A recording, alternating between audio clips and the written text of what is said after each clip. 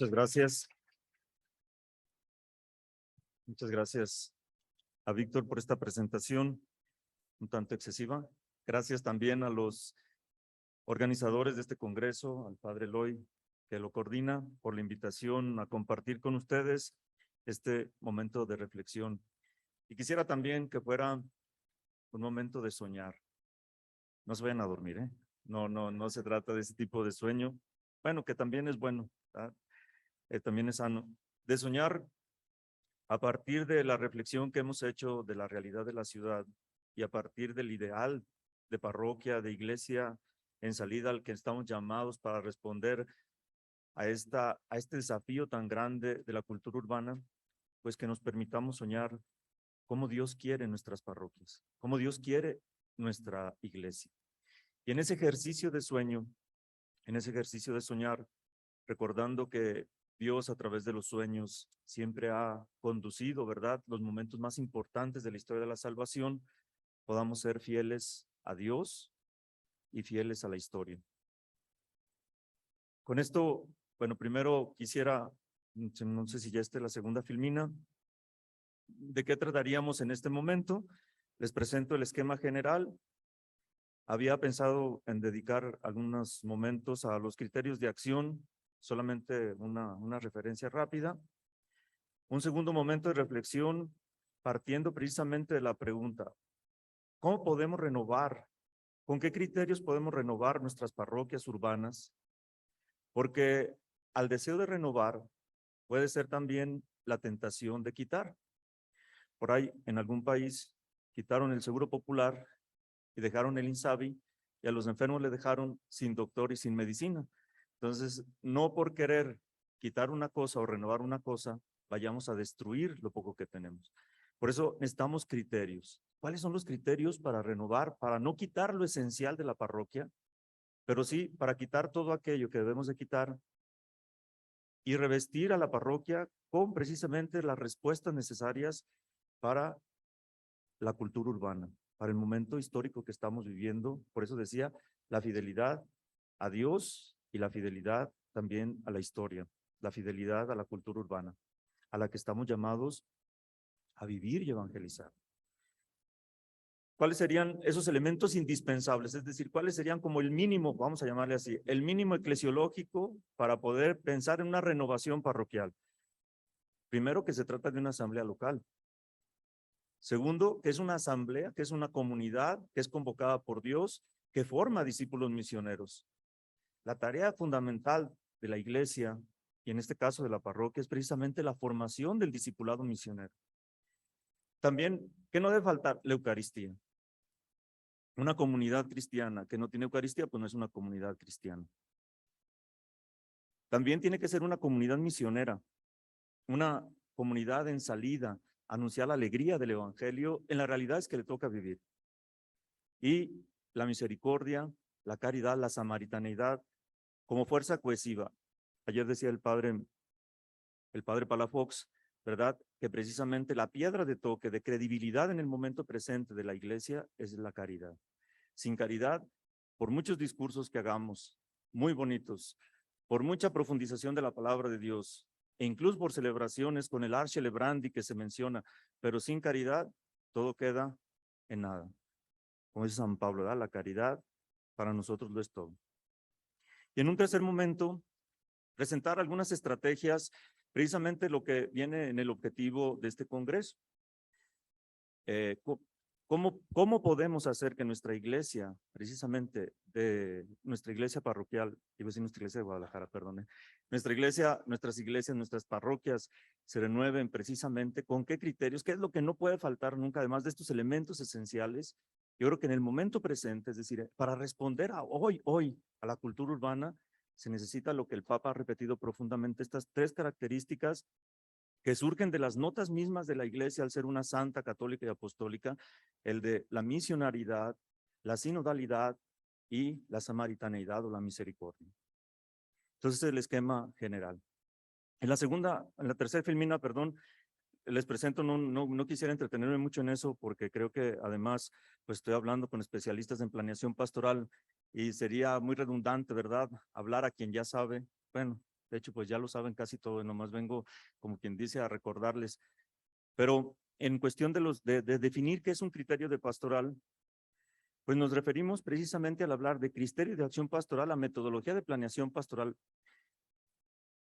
que tiene, como nos decía ahorita el cardenal Francisco Robles Ortega, tres marcos: el marco de la realidad, el marco doctrinal y el marco operacional. El marco de la realidad nos presenta lo que somos. Ya decía, ¿verdad?, el padre Lonergan, la importancia de aceptar la realidad como es, la objetividad de la realidad presentada, no como yo la interpreto, no como a mí me gustaría que fuera, sino la realidad tal y como es. Y eso ya es un gesto de conversión. ¿Se acuerdan ustedes? Bueno, no sé si se acuerdan, pero a lo mejor algunos de nosotros conocemos precisamente el programa de Alcohólicos Anónimos. El primer paso es el más difícil, porque precisamente se trata de reconocer la realidad y es el principio precisamente de la transformación, el principio de la conversión. Si no acepto quién soy, ¿cómo me puedo convertir? Por eso, el marco de la realidad nos plantea la ciudad como es, sin querer ocultar su problemática, que es mucha, que nos desafía. Yo creo que la iglesia nunca ha sido desafiada como lo es precisamente por la cultura urbana, pero que también lo hacemos desde la mirada de fe, sabiendo que Dios está con su presencia, es decir, en aquellos elementos de nuestra cultura en donde podemos palpar claramente a Dios, pero también está presente en su aparente ausencia. Allá para 1950, ¿se acuerdan ustedes? Había algunos teólogos que hablaban de la muerte de Dios, Herbie Cox, ¿verdad?, que habla de la ciudad secular, es decir, la iglesia pierde ya su presencia de cristiandad en la sociedad, en la cultura, y tiene que aprender a vivir quizá en el silencio. Lo que alguna vez también decía en una entrevista que le hicieron al cardenal Ratzinger, Vittorio Messori, ¿verdad?, en aquel informe sobre la fe, que deberíamos de aprender a ser una comunidad, ya no de masas, sino precisamente una pequeña comunidad de cristianos que, siendo fieles al evangelio, tratan de ser la levadura en la masa, no la masa, la levadura en la masa. Entonces, hay que aceptar la realidad. Vivimos en una situación muy compleja para la evangelización, muy compleja internamente para la iglesia, necesitada de reforma y tan resistente a la reforma.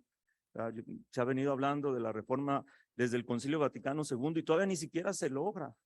Dicen que los concilios tienden a sentarse y aplicarse después de que ya no existen los padres conciliares, ¿verdad? Pues está el primer papa que no es, ayer nos lo decían, ¿verdad? El primer papa que no fue padre conciliar, tiene tanta intención de reforma, pero también hay muchas resistencias a la reforma. Y eso también es una experiencia de iglesia. Y eso también debemos descubrir ahí nuestra realidad y, ¿por qué no también, pues, el reto o el desafío que nos presenta esta realidad? Vuelvo a repetir, ni disfrazarla, ni romantizarla, ni canonizarla, ni satanizarla, aceptarla como es, tal y como es la realidad, porque en esa realidad Dios nos habla, porque Dios está presente y porque siempre en la realidad, sea esta compleja, que nunca ha dejado de ser compleja, pero quizá nunca ha sido tan compleja como ahora, tenemos la tarea de ser testigos del evangelio. Bueno, eso, la realidad confrontada con el marco doctrinal. El marco doctrinal nos ayuda a entender precisamente qué es lo que Dios quiere, cuál es el sueño de Dios, cuál es la iglesia que Cristo quiere. Eh, yo sé que en algunos de nosotros cuando se habla de eclesiología pareciera como que ya está tan hecha la eclesiología que nos cuesta mucho trabajo de hablar de modelos de iglesia.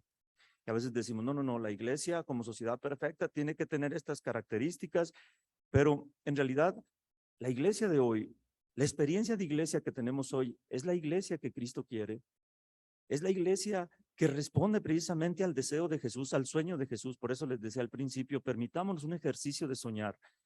Responde verdaderamente al sueño de Jesús. Porque si la iglesia no es el cuerpo de Cristo, la que la hace presente al Señor, ¿qué sentido tiene la iglesia?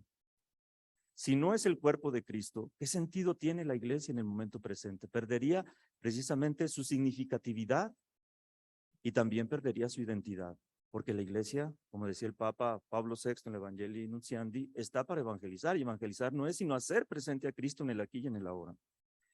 Por eso, el marco doctrinal nos permite a partir de la luz del Evangelio y a partir de la luz de la revelación y de la doctrina de la iglesia, plantearnos cuál es la iglesia que Cristo quiere, cuál es la iglesia a la cual debemos de ser fieles, siempre fieles.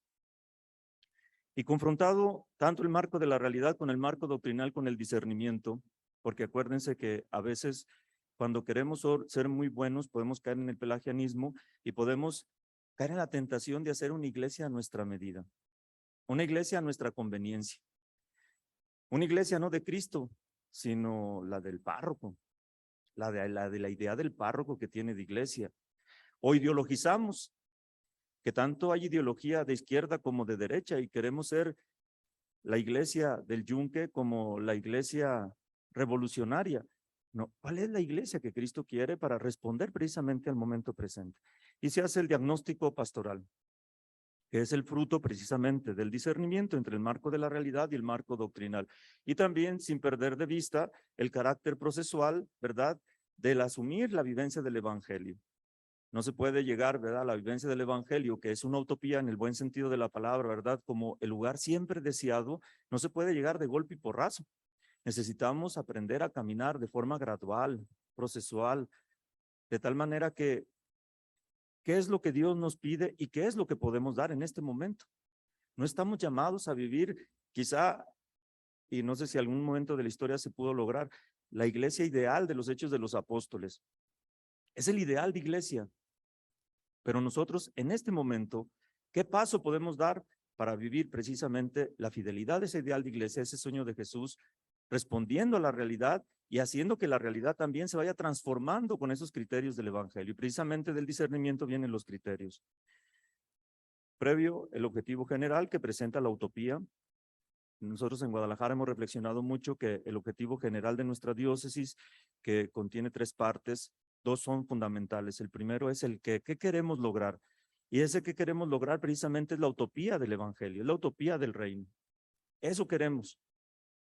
Y el para qué es precisamente la realidad transformada. Para que esta realidad compleja llegue a ser un signo del adelanto del reino, de la presencia del reino en el momento presente. Y de ahí, pues, del objetivo general vienen los objetivos específicos y los criterios. De los que se dedican a la planeación pastoral, hablan de criterios en 2 sentidos, en líneas de acción, que son las políticas y las estrategias. Las políticas que presentan precisamente como un ideario que llega no solamente de la mente a la acción, sino que pasa por el corazón. Porque si no hay motivación, por más que nuestras acciones sean pertinentes, no llegan a ser precisamente evangélicas, ¿verdad? ¿Por qué? Porque le falta el corazón. Entonces hay que unir precisamente la acción, la idea a la acción, pasando por el corazón. Y las líneas de acción precisamente llegan al corazón.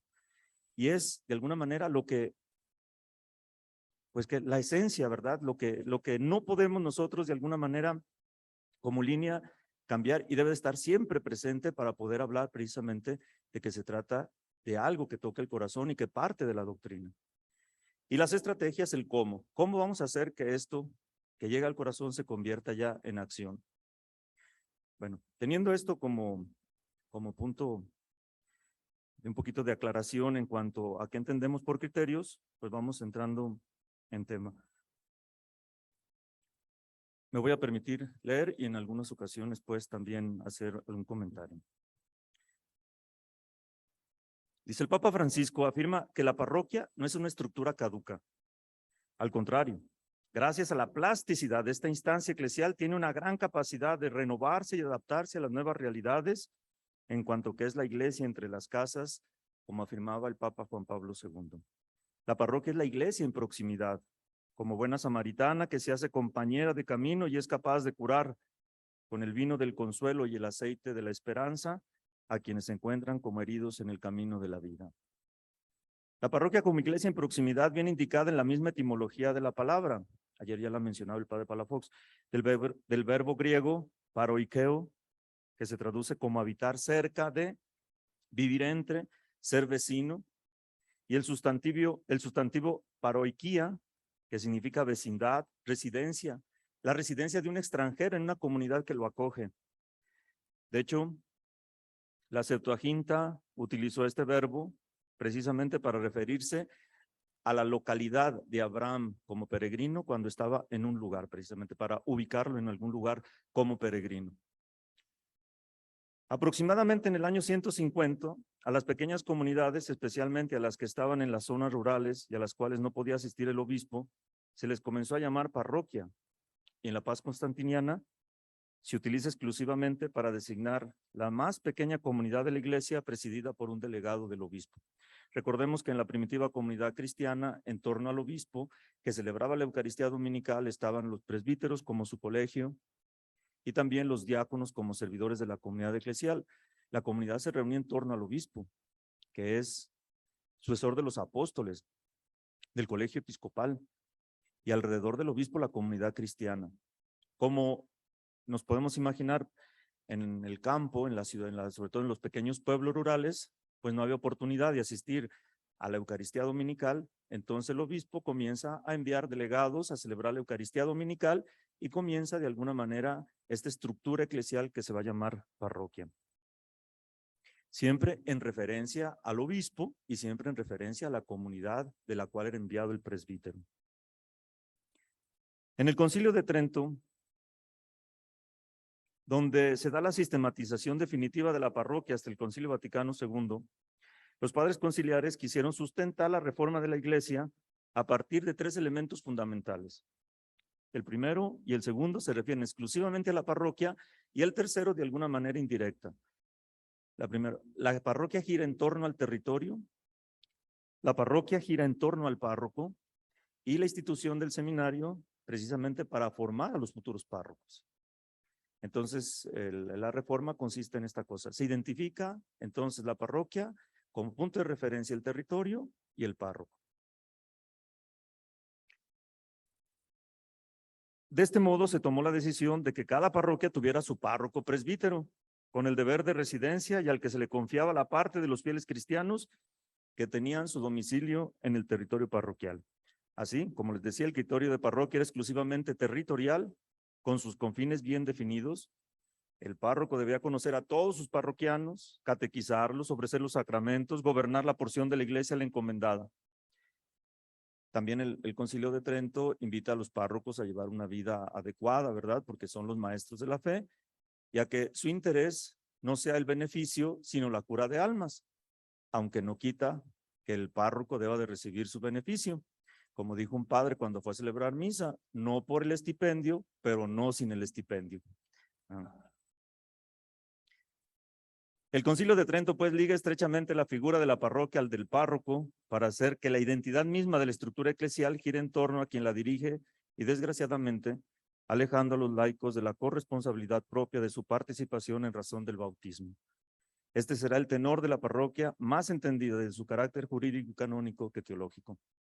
Aquí no nos metemos, pues en razón del tema, a otras comunidades cristianas, como las comunidades monásticas, que tenían también su propio estatuto jurídico y canónico, y a otras comunidades precisamente que no estaban ceñidas a la parroquia o que estaban exentas de la cura del párroco. Previo al Concilio Vaticano II aparecen ya algunos estudios sobre la necesidad de renovación de la parroquia en el sentido de adecuar la acción pastoral a la nueva realidad de industrialización y urbanización creciente desde el siglo XIX y acentuada en el siglo XX. Estos fenómenos, en realidad, son los que muchos sociólogos consideran como el origen de la transformación de la vida social y, por lo tanto, de la parroquia. La industrialización y urbanización han determinado el paso de una civilización rural, monolítica y sacra a una civilización tecnológica, industrial, pluralista y secular. Desaparece la estabilidad propia de las sociedades tradicionales y se establece una expansión caótica y confusa del territorio urbano, la migración del campo a la ciudad, la pérdida de identidad cultural de los lugares de procedencia, nuevas relaciones humanas que no tienen nada que ver con la vida parroquial. La estructura parroquial tradicional sufre entonces las consecuencias de la creciente urbanización. Los confines de la parroquia territoriales quedan superados, pues el criterio de vecindad es suplido por el del grupo. Se sufre una rápida pérdida del rol de la vida cristiana en la sociedad. Se adquieren nuevos símbolos y rituales que sustituyen a las celebraciones sacramentales. En el contexto de la cultura rural, la parroquia juega un rol esencial en la vida, pues penetra todo, la vida de familia, la economía, la política, la educación. En la ciudad, la parroquia ha perdido su rol primario, incluso para la vida cristiana, cuanto más para la vida social. ¿Acaso la parroquia urbana termina siendo una agencia especializada en celebraciones religiosas, un centro de atención o de servicios sacramentales, un organismo social con un rol secundario y marginal? Esta realidad de la cultura urbana, además del decreciente número de presbíteros, ha llevado a replantearse la permanencia de la estructura de la parroquia en la iglesia. Sin embargo, la crisis de marginación que estamos sufriendo ahora no debe ser vista como algo negativo, sino como algo providencial, puesto que es desde la marginalidad donde podemos encontrar nuestra verdadera identidad. Dice Mayón, la iglesia ha sido espiritualmente más fuerte cuando ha estado empobrecida institucionalmente e incluso marginada socialmente. La pregunta sobre la pertinencia de la parroquia no solo es válida, sino incluso necesaria si se pretende una auténtica renovación desde la base de la iglesia y que la permee toda en sus instituciones y estructuras. Desde una renovación o reestructuración de la parroquia para responder a los retos de la ciudad, podemos pensar en una verdadera reforma de la iglesia. Yo creo que si la iglesia universal, la iglesia diocesana quiere renovarse, reformarse, necesita comenzar con la parroquia. Porque lo que no comienza de la base no se enraiza. El árbol no crece por los frutos, ¿verdad? Crece por la raíz. Por eso creo que es fundamental hablar de la renovación de la parroquia si queremos hablar de la renovación de la iglesia. Pero hablando precisamente de criterios, ¿cuál sería el criterio de renovación de la parroquia? Sin duda tendríamos que replantearnos en primer lugar el viraje de la concepción jurídica y canónica de la parroquia a una perspectiva eminentemente teológico-pastoral. La Eclesiología del Vaticano II, que por cierto no tocó el tema de la parroquia de manera directa y sistemática, ofrece sin embargo algunos elementos teológicos que nos puedan ayudar a pensar en una teología de la parroquia y en la consecuente renovación, en vista que responda a los desafíos de la cultura urbana. Dentro de uno de los grandes aportes de la Iglesia conciliar, de la Eclesiología conciliar, es el de reflexionar la parroquia como locus theologicus y no solo ni primariamente, como ya decíamos, de su aspecto jurídico y canónico. ¿Qué es la parroquia? Pablo VI decía, la parroquia es la presencia de Cristo en la plenitud de su función salvadora. Por eso la parroquia es la casa de los creyentes, es la casa del alma, es la casa de la esperanza, del deseo de encontrarse y unirse con nuestro Señor Jesucristo. No tendría sentido la acción pastoral de la iglesia fuera del horizonte de salvación para todos los hombres, y esta como su sacramento, su presencia y actualización. En cuanto a sacramento de salvación para el mundo, la iglesia no puede perder su identidad, pero tampoco su significatividad para el mundo. Recordemos pues que la palabra sacramento en cuanto signo une dos realidades, una realidad invisible, ¿verdad? Una realidad no tangible y una realidad sí tangible. Por lo tanto, para ser significativa la iglesia necesita ser una realidad que vive el evangelio, pero también necesita su identidad misma. Si pierde su identidad no puede ser sacramento. Si pierde su significatividad, no puede ser sacramento. Son las dos cosas las que debemos salvaguardar. Por eso hablaba de la fidelidad a Dios y la fidelidad a la historia. Señalamos pues algunas líneas de acción que nos ayuden a comprender la parroquia como realidad teológica y que podemos considerar como mínimo teológico que se debe garantizar para una pretendida reforma, renovación o reestructuración de la parroquia. Decíamos los 5 puntos, la parroquia como asamblea local, el espacio privilegiado para la formación del discipulado misionero, la Eucaristía como centro de la vida parroquial, el carácter misionero de la parroquia y la misericordia como fuerza cohesiva de la parroquia. Bueno, la experiencia de la iglesia como asamblea local. Me voy a permitir tratar de así sin leer. En la eclesiología, anterior al Concilio Vaticano, se habla de pars, cuando se habla de la diócesis. Después de la eclesiología, de la reforma del Concilio Vaticano II, se habla de portio, que hay una diferencia, ¿verdad?, entre una parte y una porción. Una parte significa que es como una sucursal, en donde un gerente administra la parte que le toca administrar. Una porción es que toda la realidad se realiza en ese espacio. Considerando pues la relación entre la iglesia local y la iglesia universal. Quizá cuando nosotros platicamos con algunas personas y nos refieren precisamente a su idea de iglesia, ¿verdad? Pareciera como que es precisamente pues, cuya matriz está en el Vaticano y cuyo jefe es el Papa, que designa precisamente a todos sus agentes o a todos sus gerentes en las distintas partes del mundo y estos a su vez a otros, así como si fuera precisamente algo vertical, cuando en realidad se nos habla en la sinodalidad o se nos habla de la colegialidad episcopal, sí, sin negar la jerarquía y la primacía jurídica del Papa, ¿verdad? Pero nunca como un gerente, como un dueño o digamos cuyo ejercicio de autoridad supondría una autoridad que agota la autoridad de los demás, de los obispos, de tal manera que no es la cabeza del colegio episcopal, pero se trata siempre del colegio episcopal cuya cabeza es el Papa. Por eso se cambia esto de pars por portio, que es importante en la eclesiología. Y lo que de la iglesia diocesana debe aplicar a la iglesia parroquial diócesis. De tal manera, es la iglesia, no toda la iglesia, pero es la iglesia. Y ahí se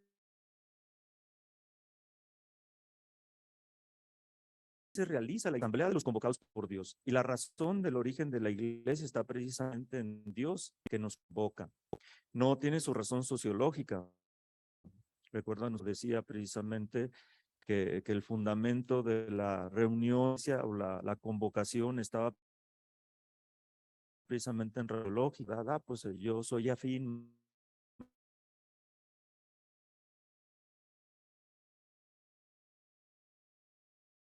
Podríamos atender, más bien pensar en pequeñas comunidades en donde las relaciones sean precisamente fraternas. Eso no puede faltar para decir una verdadera renovación, no puede prescindir de la iglesia local, precisamente entendida desde el territorio, dígase cual sea forma de ser territorio, y una parroquia que es comunidad en torno a la autoridad del obispo que la delega. Y por otra parte también el de que haya relaciones fraternas, relaciones cercanas. Segundo, un espacio privilegiado de formación del discípulo misionero. Yo creo que la tarea de la parroquia y la tarea de la iglesia, como decía, es precisamente evangelizar, es hacer presente a Cristo. Entonces, la formación comienza siempre con el encuentro personal con Cristo y propiciar el reencantamiento personal de nosotros y el de la comunidad. Y a partir del reencantamiento con Cristo, de esa vivencia de la experiencia personal con Cristo, ayudar a que nuestros hermanos también tengan esta experiencia con el Señor. No hay comunidad cristiana, porque es convocación, que no parta de la experiencia del encuentro con el Señor. Y después, todo lo demás, ¿verdad? ¿Se acuerdan el itinerario formativo de Aparecida que nos habla del discipulado misionero, del encuentro con Cristo, al seguimiento de Cristo, la vivencia de comunidad, perdón, del encuentro con Cristo a la conversión, de la conversión al seguimiento, del seguimiento a la vida en comunidad y de la vida de comunidad a la misión? Son las etapas pues del discipulado misionero. No debe de faltar la parroquia como comunidad formadora. Acuérdense que cuando se habla de la forma, se habla de la esencia, es decir, Cristo nos tiene que modelar a su imagen, de tal manera que la iglesia tiene que ser expresión de Cristo y nosotros los cristianos también de Cristo. No solamente con el testimonio, porque el testimonio llega a agotar, ¿verdad? Se va acostumbrando la gente al ver buen ejemplo y luego como estamos en un mundo medio curvo, pues termina siendo, ¿verdad? Dicen, este está medio taruguillo, vamos a cargarle el acento. Mejor, yo creo que junto con el testimonio también la palabra. De hecho, es indispensable la palabra para propiciar el encuentro con Cristo. No podemos despreciar la palabra. Bueno, ya para no entretenernos más, también la Eucaristía como centro de la vida parroquial. Si la parroquia nace, su origen está en la Eucaristía, ¿verdad? Que la celebra un presbítero delegado del obispo, pues no se puede pensar en una parroquia sin Eucaristía. Y yo creo que aquí en la Eucaristía precisamente encontramos dos cosas fundamentales que a mí me parecen para la vida parroquial. En primer lugar, como espacio de encuentro con Cristo, de alimento de Cristo, de configuración de la misma comunidad cristiana como cuerpo de Cristo. Los liturgistas, ¿verdad? Hablan de 12 epíclesis, una que se hace sobre las las formas del pan y del vino, y otra sobre la comunidad cristiana, donde se pide que la comunidad cristiana, que la asamblea reunida en la Eucaristía se forme como cuerpo de Cristo, sea cuerpo de Cristo. En ese sentido, la Eucaristía nos hace a nosotros como iglesia, como dice el Papa Juan Pablo II, ¿verdad? La iglesia hace la Eucaristía, pero la Eucaristía hace la iglesia. No podemos pensar en comunidades cristianas sin Eucaristía. También el segundo aspecto es precisamente que ahí se manifiesta la sinodalidad. En la Eucaristía, el ministro ordenado preside la Eucaristía, pero se ocupa distintos ministerios, funciones, conforme al carisma de cada uno. A quien le toca cantar, a quien le toca hacer la colecta, a quien le toca leer la lectura, es decir, es el ejercicio de la sinodalidad en las distintas funciones que cada uno puede ejercer en beneficio de la comunidad reunida en la Eucaristía. De ahí que podamos hablar ya mucho más amplio de que esos carismas deben de ser aprovechados también para la evangelización, pero es en la Eucaristía donde resalta precisamente, donde se hacen visibles, tangibles, precisamente los distintos ministerios, las distintas funciones, los distintos carismas de los miembros del cuerpo de Cristo que se hacen en la Eucaristía. También hablamos del carácter misionero de la parroquia también como algo esencial. Como no puede faltar el que sea una asamblea local, como no puede faltar precisamente la Eucaristía, como no puede faltar la formación, tampoco puede faltar la misión. Es propio de la parroquia su carácter misionero. El Papa constantemente habla de la salida. No se trata, como ya nos han dicho, ¿verdad? Y lo han repetido frecuentemente en este congreso, no se trata de una salida a tropel, ¿verdad? De salir por salir. Podemos salir a turistear. Aquí está muy bonita esta plaza que podemos ir a turistear, nos la pasamos a gusto, a tomarnos el café. No se trata de salir de esa forma, no se trata de salir únicamente por salir, se trata al encuentro del Señor que está presente precisamente en todas las realidades y encontrarnos con Cristo en esas realidades en donde ya deseamos que quizás su ausencia sea también una manifestación de su presencia. Salimos pues a evangelizarnos del Señor que está presente en la ciudad y también salimos a testimoniar con el ejemplo y también a dar testimonio con la palabra del tesoro que hemos encontrado que es Cristo Jesús. Y para eso debemos de romper nuestros esquemas de temor, de miedo, de burocracia. Yo creo que una de las cosas que más daño ha hecho precisamente a la iglesia en la ciudad es que sea solamente un centro de administración de las cosas religiosas. Y nosotros favorecemos eso. Yo me pongo a pensar mucho, por ejemplo, en mi parroquia y en muchas de las estructuras que tenemos en nuestra diócesis, están precisamente para generar esa imagen de una iglesia que es de servicios y que además es burocrática. No se pueden casar si no tienen tantísimos requisitos. No pueden bautizar los que tenemos tantos requisitos que en realidad nos convertimos en una oficina de gobierno. No sé si a ustedes les pasa, pero cuando yo tengo que ir a renovar mi licencia de manejo, tengo que sacar mi INE, hasta tiemblo de miedo, como ahorita en el Congreso, porque estoy exponiendo.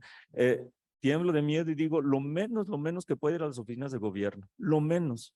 Y yo digo, yo me pongo en el lugar de los laicos que tienen que ir a nuestras notarías, lo menos que pueda acercarme a la parroquia, porque ya sé que va a ser de entrada no se puede, o tiene que cumplir toda esta serie de requisitos, y además con la cara de amargura que se carga cada notaria o cada notario, que a veces da más miedo que el infierno. Dice, no, sí.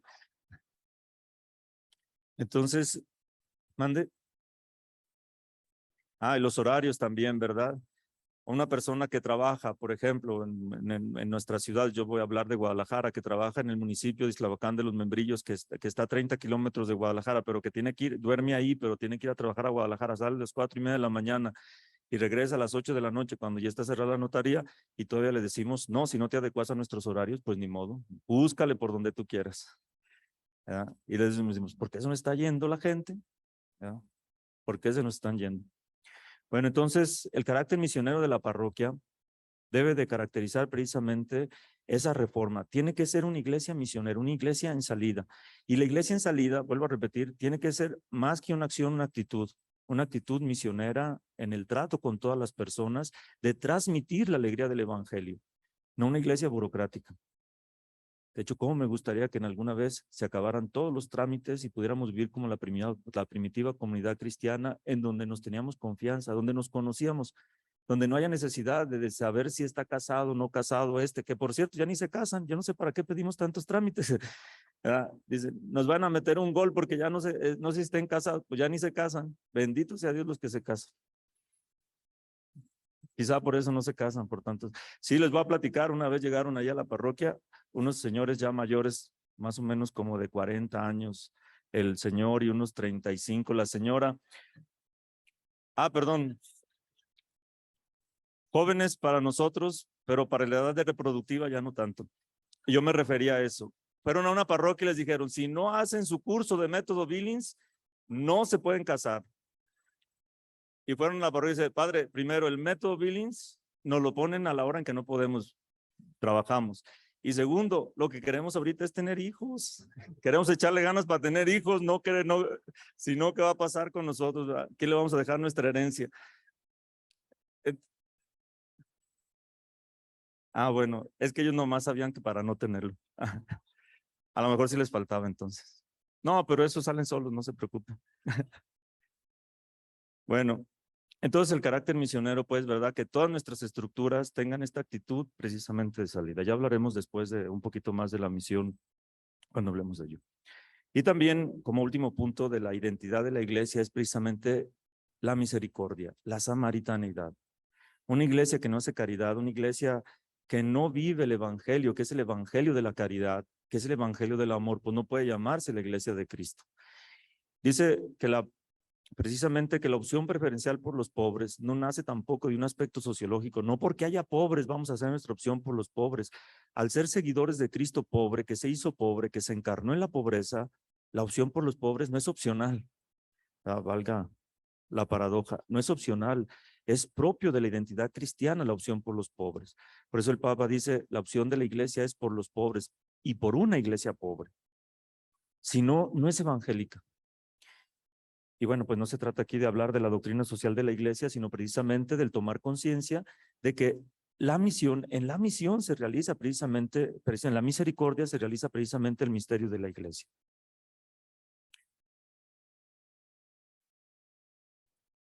Vamos a hablar ahora de las estrategias, de alguna manera, que nos pueden ayudar el cómo ser precisamente la iglesia de Cristo en el momento presente y favorecer la renovación o la reestructuración de nuestras parroquias en una cultura urbana. Bueno, primero, yo creo que no podríamos renunciar nunca a ser, como decíamos, una iglesia misionera. El Papa Francisco, cuando habla de la misión, habla de dos características, ¿verdad? De la misión programática y de la misión paradigmática. El Papa Francisco entiende la misión programática como una serie de actividades que se pueden programar, por lo tanto, son actividades que se ciñen a un objetivo, a precisamente estrategias, a una meta, actividades concretas que nos llevan a la realización de la meta, a un programa que incluso se puede revisar si se realizaron, no se realizaron, cómo se realizaron, el efecto, el impacto que tuvo esa misión, pues, que se realiza de forma programática. De nada serviría que programáramos misiones, como muchas veces lo hacemos. No sé si a ustedes les tocó, yo cuando estaba en el seminario, íbamos de misiones en el mes de julio, en el verano, y muy padres las misiones, muy padres para nosotros, comíamos bien, nos quería la gente, nos divertíamos, jugábamos, es decir, eran unas misiones muy bonitas. Y terminándose, pues tanto lloraban los que se quedaban como los que se iban, ¿verdad? Y al día siguiente la vida sigue igual. Nosotros agarrábamos otro mes de vacaciones, los laicos seguramente tomaban unos días y la vida continuaba, ¿verdad? Es decir, en una misión de un mes, 2, 3 se casaban, se bautizaban 4 o 5 chilpayates ya de 8 o 9 años y así andaban las cosas, pero no más. El Papa cuando habla de un programa habla precisamente para calar el corazón y para calar la mente, para que haya una conversión a partir del programa y se llegue precisamente a una misión paradigmática. Que la iglesia sea misionera incluso en las cosas más ordinarias, porque si la misión es propia de la iglesia, es su esencia, no podíamos dejar de ser misioneros en cualquier circunstancia de la vida. Por eso cuando hablamos de la salida, salimos como misioneros, como discípulos misioneros. Y en ese sentido, la misión se convierte en nuestra propia identidad y vuelvo a repetir, no podremos dejar de ser misioneros. Otra de las estrategias que se mencionan también en nuestro objetivo del Congreso es precisamente el ser una iglesia sinodal, que es una palabra de moda, ¿verdad? El Papa Francisco la ha puesto de moda, aunque no es una palabra nueva. Ya San Juan Crisóstomo hablaba, ¿verdad? Que el nombre de la iglesia es el sínodo. Las iglesias orientales son sinodales, ¿verdad? Es decir, la experiencia de la iglesia es sinodal.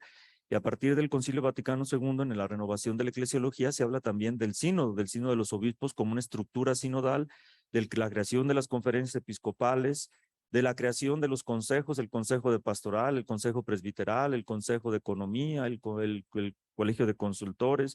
De alguna manera se crean las estructuras de la sinodalidad. Pero creo que el Papa ha subrayado lo que es el espíritu de la sinodalidad como concreción de la espiritualidad de comunión. ¿Qué significa la sinodalidad? Caminar juntos. Y al caminar juntos nos escuchamos, vamos oyendo el paso del otro y vamos al ritmo del otro. Aprendemos a caminar juntos y de eso se trata la sinodalidad. Y aprender a caminar juntos significa descubrir la riqueza que significa el otro. ¿Cuánta guerra, dice el Papa, el Evangelii Gaudium, cuánta guerra entre nosotros los agentes de pastoral, porque pensamos precisamente que el otro es nuestro rival cuando somos compañeros de camino, vamos por el mismo camino, vamos a la misma meta, somos miembros de la misma iglesia. ¿Por qué tendríamos que entonces tenernos desconfianza? ¿Por qué, por qué pensar que las cualidades, los carismas de uno significa detrimento del otro? Al contrario, es para embellecer a la iglesia. En ese sentido, la sinodalidad abre el espacio para todos. Todos tenemos cabida, todos porque todos primero participamos de la gracia del Espíritu por el bautismo, somos miembros de la iglesia y por otra parte también somos parte porque cada uno de nosotros contribuye de forma activa a la construcción de la asamblea de la cual somos convocados y a la cual somos convocados. Hay muchas resistencias en la sinodalidad. Yo me acuerdo un padre cuando en una de las asambleas de pastorales en Guadalajara decía, no, lo que ustedes quieren es democratizar, ¿verdad? Y que es la democracia, que ahora se hace lo que todos quieren y que dónde está la autoridad del obispo y que esto y que lo, bueno, empezaba. No, la democracia tiene otro fin que la sinodalidad y tiene otro espíritu que la sinodalidad. De hecho, fíjense, en la democracia se utiliza el sufragio. Para nosotros el voto tiene otro sentido totalmente distinto. Por eso hay personas devotas, ¿verdad? Por eso los religiosos hacen votos. ¿Por qué? Porque el voto supone una relación con lo trascendente. Y buscamos no la política correcta de quedar bien todos, tener todos espacio, ¿verdad? Para desarrollarnos más o menos como en una comunidad convencional. No, el criterio fundamental es la voluntad de Dios. Lo que discernimos es la voluntad de Dios. Y por eso, incluso frente a mis opiniones, frente a mi ideología, frente a mi forma de pensar, debo de ceder frente a la voluntad de Dios. Y la sinodalidad es la capacidad de escuchar a Dios escuchando a los demás. ¿Qué es lo que Dios quiere? ¿Y cómo voy a saber lo que Dios quiere si no escucho a los demás? Dice un dicho latino, ¿verdad? Vox populi, vox dei. Por lo tanto, no se trata de la mayoría, lo que diga la mayoría, sino lo que diga Dios, que puede decirlo a través de la mayoría, que puede no decirlo a través de la mayoría. El obispo muchas veces, e incluso quizá contrario a la voz de la mayoría y echándose muchos enemigos, tiene que decidir en contra. ¿Por qué? Porque tiene que seguir también su conciencia de pastor. Entonces la sinodalidad se debe de llevar precisamente en esa capacidad de escucha, no como democracia, sino en el saber aprender a caminar juntos. Y por último, una iglesia samaritana, lo que hablábamos de la misericordia, que es, lo decíamos, la piedra de toque de la credibilidad de la iglesia en el momento presente. Quizás sea la mejor forma de predicar el evangelio, la caridad. Por eso no podemos nosotros prescindir de ella, de la samaritanidad, de todo lo que significa precisamente el sentido teológico de la parábola del buen samaritano, de Jesús, que es el buen samaritano y que nos invita a que también nosotros nos bajemos de nuestras seguridades de la cabalgadura para acercarnos al hermano sufriente, tocar sus llagas para poder curarlo. Curarlo significa cuidarlo, no necesariamente sanarlo, ¿verdad? Cuidarlo, estar con él, cercano a él, ofrecer nuestros recursos para que vaya al mesón de la misericordia. En ese sentido, creo que la parábola indica el camino que debemos de seguir como iglesia parroquial precisamente para atender al hermano necesitado. Bueno, sin más, creo que son cosas que seguramente reflexionamos. Aquí dejo el escrito por si alguien está interesado. Son muchas páginas que si las leyera todavía estuviéramos en la introducción. Entonces, prefiero haber hecho una síntesis de ello y más que un trabajo teológico de profundidad, pues más bien compartir algunas experiencias y también que llegue quizá a la motivación para vivir esta tarea que es maravillosa. Nos tocó vivir un tiempo maravilloso que es evangelizar la ciudad. Termino leyendo la conclusión.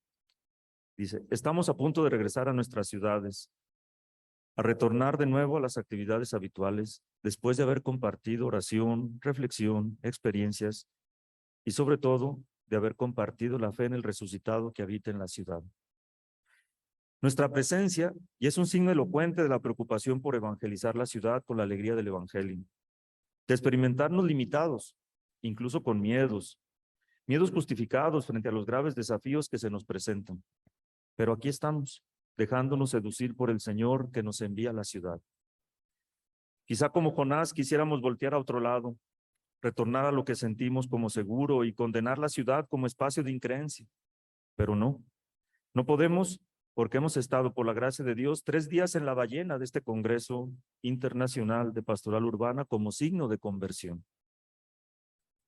Aquí quiero apuntar una cosa, porque me parece que podemos caer en la tentación de sentirnos como que nosotros sí respondemos a los desafíos de la ciudad y vamos a regresar a un clero que ni siquiera sabe hablar de la cultura urbana y no.